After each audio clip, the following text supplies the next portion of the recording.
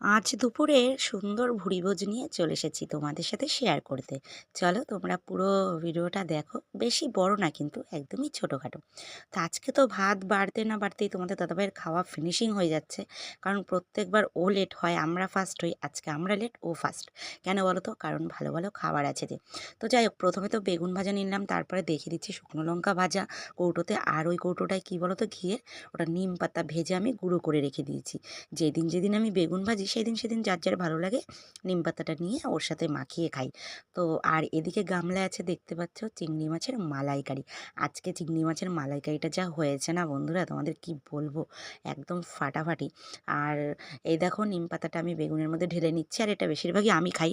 আমি কি করি জানো, নিম পাতাটা ভেজে কৌটোতে গুঁড়ো করে রেখে দিই, অনেক দিন বসেই খাওয়া যায়। আর এই যে তার সাথে দুটো ভাজা লঙ্কাও নিয়ে নিলাম, কারণ লঙ্কা ভাজাও আমার আর কি কৌটোতে সবসময় থাকে বলতে পারো। তারপরে যাই হোক, এদিকে আমি নিম বেগুন দিয়ে খেতে পারলাম না।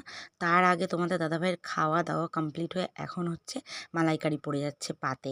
আজকে দুপুরের বেশি কিছু না, আমাদের জন্য তো ভালো মন্দ হলে বেশি কিছুর প্রয়োজন পড়ে না, জাস্ট এক দু রকম হলেই যথেষ্ট, তাই বেশি হয়ে যায়। তো এই কারণে দেখো, বেশি কিছু করিনি, জাস্ট বেগুন ভাজা আর চিংড়ি মাছের মালাইকারি। আর এদিকে তোমাদের দাদাভাইয়ের জন্য আমি ঠিকমতো খেতেই পারছি না, এই ভাত দাও, এই মাছের তরকারি, এরকম করেই যাচ্ছে। তো যাই হোক, ওকে দিলাম, ওর আজকে অনেক আগেই খাওয়া হয়ে যাবে। আর এদিকে দেখো, আমি বেগুন ভাজা দিয়ে সুন্দর করে মেখে নিচ্ছি। আর এই যে যে মাখছি না, আমরা ভাই বাঙালি, বাঙালি যদি হাত দিয়ে মেখে না খাই তাহলে কিন্তু সেই খাবারের আসল স্বাদটা পাওয়া যায় না। তো এই যে দেখো, মেখে ভালো করে 5 আঙুল দিয়ে তারপরে এই যে সোজা মুখে চালান করে দিলাম। খেতে যে কি ভালো ছিল। আর আমার জানো তো, বাড়ির মধ্যে নিম বেগুনটা আমিই বেশি ভালো খাই, খুবই ভালো খাই। তাহলে কি মালাইকারির গন্ধে কি ঘুমাচ্ছিল না? কতক্ষণে খাবো নাকি? মালাইকারি খেয়ে সালারে খাওয়াটাও দিলাম সেই না চাটো না। হাতে গন্ধ এখনো লেগে রয়েছে। ওরে বাবারে, ভালো করে হাত ধুইনি যেন গন্ধটা স্টোভ থাকে হাতে ভিতরে। আমি আজকে সাবান দিয়ে ধুলাম তো বাসন, তাও আমার হাতে গন্ধ। দেখো কায়দার ইলিশ, এরকম ইলিশ। আর তোমার?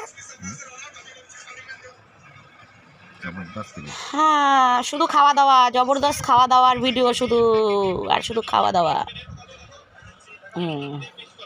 সাংঘাতিক ইলিশ। দেখো, হ্যাঁ, চিংড়ি মাছের মালাইকারিতে কি কম ছিল বলো তো? কি কম ছিল? কম ছিল? কি কি কম ছিল বলো?